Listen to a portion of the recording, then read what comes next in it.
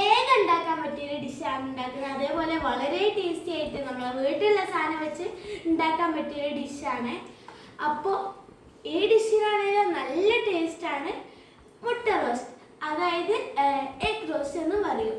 അത് എങ്ങനെയാണെന്ന് വെച്ച് കഴിഞ്ഞാൽ നമുക്ക് വീഡിയോയിൽ കൂടി ഫുള്ളും നിങ്ങളെല്ലാവരും കാണണേ. അതേപോലെ ഈ ചാനൽ ആദ്യമായിട്ടാണ് കാണുമെങ്കിൽ സബ്സ്ക്രൈബ് ചെയ്യുക.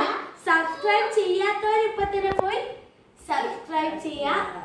എല്ലാവരും ഒന്നും സബ്സ്ക്രൈബ് ചെയ്യുന്നില്ല, അപ്പോൾ സബ്സ്ക്രൈബ് ചെയ്യാത്തവർ വേഗം ഒന്ന് സബ്സ്ക്രൈബ് ചെയ്യുക. അപ്പോൾ ഈ വീഡിയോ ഫുള്ളായിട്ട് കാണണേ. നേരെ വീഡിയോയിലേക്ക്.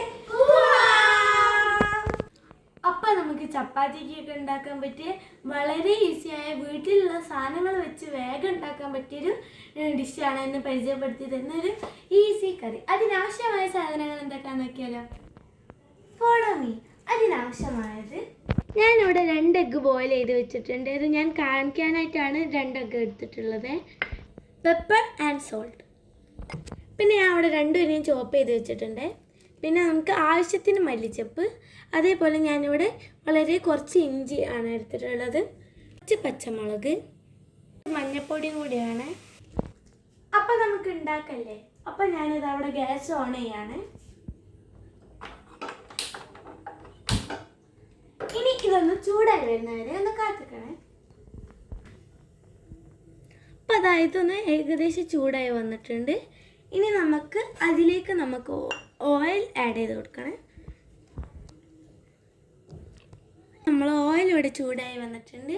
ഇനി നമുക്ക് നമ്മുടെ ഒനിയൻ ഇതിലേക്ക് ആഡ് ചെയ്യാം.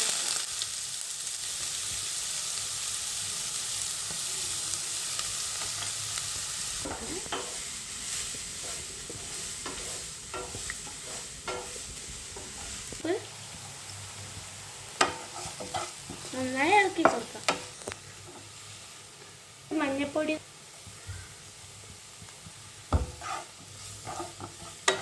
നന്നായി വഴറ്റി കൊടുക്കുക. ഇനി അതിലേക്ക് നമ്മൾ ഇഞ്ചി ആഡ് ചെയ്ത് കൊടുക്കുക, അതേപോലെ പച്ചമുളകും ആഡ് ചെയ്ത് കൊടുക്കുക. എന്നിട്ട് വീണ്ടും നന്നായി ഒന്ന് ഇളക്കി വഴറ്റി കൊടുക്കണേ. നന്നായിട്ടൊന്ന് ഇളക്കുക. ഇനി നമുക്ക് 1 ടേബിൾ സ്പൂൺ പെപ്പർ പൗഡർ ഇട്ട് കൊടുത്ത് നന്നായി ഇളക്കി വഴറ്റിയെടുക്കണേ. അപ്പോൾ വഴണ്ട് വന്ന സമയത്ത് ഞാൻ 2 എഗ്ഗ് ഇതിലേക്ക് വെച്ച് കൊടുക്കുകയാണ്. ഇനി നമുക്ക് ജസ്റ്റ് ഒന്ന് ഈ എഗ്ഗിനെ നമുക്ക് കവർ ചെയ്ത് കൊടുക്കണേ. ഇനി അതിൻ്റെ മുകളിലേക്ക് കൊറിയാൻഡർ ലീഫ് ആഡ് ചെയ്ത് കൊടുക്കുക. ഇനി നമുക്കൊരു 2 മിനിറ്റ് ഒന്ന് അടിച്ച് വെക്കണേ. 2 മിനിറ്റ് കഴിഞ്ഞ് ഓപ്പൺ ചെയ്ത് ഇനി ഒരു 2 സ്പൂൺ വെള്ളമാണ് ആഡ് ചെയ്യേണ്ടത്. എന്നിട്ട് വീണ്ടും ഒന്ന് ഇളക്കിയിട്ട് ഒരു 2 മിനിറ്റും കൂടി നമുക്ക് അടച്ചു വെക്കാം. ഇതാ ഞാൻ ഓപ്പൺ ചെയ്യണേ. അപ്പം ഇത് സെറ്റായിട്ടുണ്ട്. ഇതൊന്ന് ജസ്റ്റ് ഒന്നും കൂടി ഇളക്കി കൊടുക്കണേ. എന്നിട്ട് ബാക്കിയുള്ള മല്ലിച്ചപ്പും കൂടി വെതറിട്ടിട്ട് നമുക്കിത് ഒന്ന് സെർവ് ചെയ്യാം. ഒന്ന് ഇളക്കിയതിന് ശേഷം സെർവ് ചെയ്യാം. അപ്പോൾ നമ്മുടെ എഗ് റോസ്റ്റ് ഇവിടെ റെഡി ആയിട്ടുണ്ട്.